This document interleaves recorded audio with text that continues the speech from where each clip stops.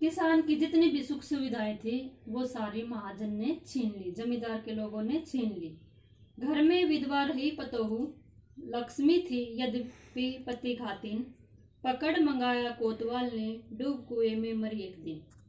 कवि कहता है आगे कि भाई अब किसान के घर में उसकी एक पुत्रवधू रह गई थी जो विधवा थी, अर्थात लड़का तो मारा गया था तो विधवा पुत्रवधू रह गई थी, लक्ष्मी थी। किसान कहता है कि उसे लक्ष्मी कहें या यद्यपि पति घातिन या पति की हत्यारी, क्योंकि हमारे भारतीय समाज में यह एक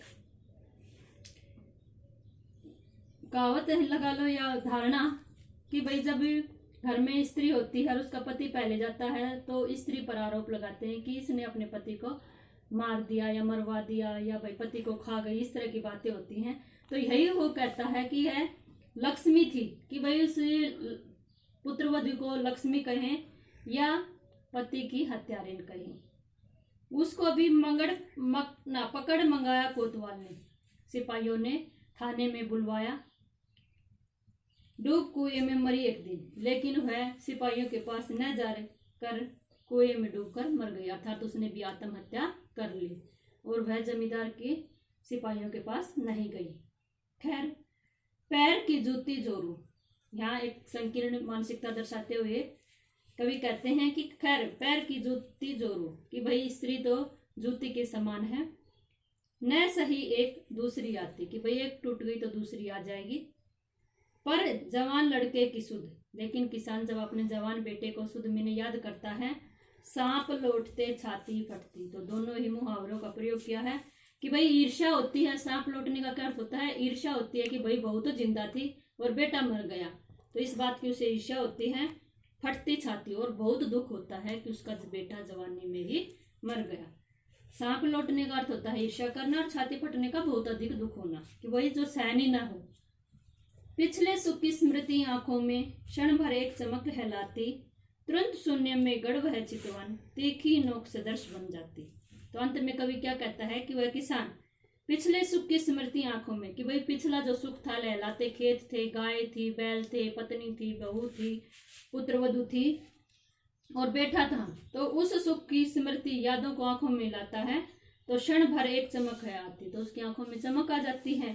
तुरंत शून्य में गढ़ वह चितवन, लेकिन तुरंत ही वह शून्य में नहीं कि उसके पास अब कुछ नहीं रहा, सारा खाली है, तो शून्य में गढ़ जाता है, अर्थात फिर उसी दुख की स्थिति में चला जाता है।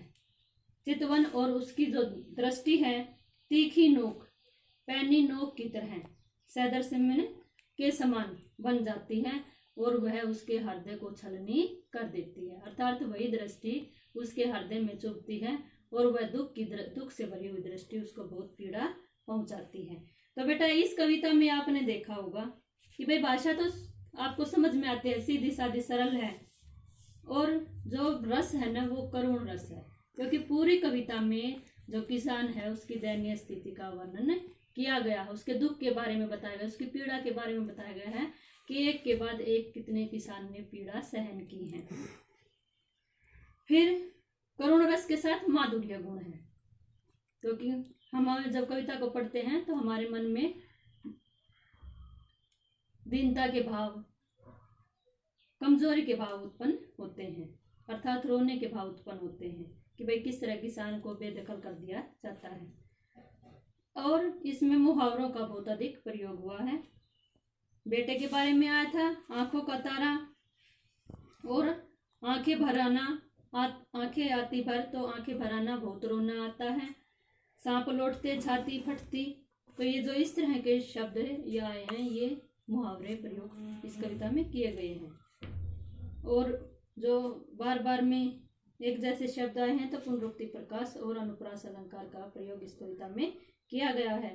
तो यह एक आसान सी कविता थी जो मैंने आपको समझा दी, जिसमें एक किसान की दैनिक स्थिति का वर्णन किया था। तो ये हल्के हल्के प्रश्न हैं, इनको आप कर लोगे और इसी के साथ आपकी ये कविता पूरी होती है।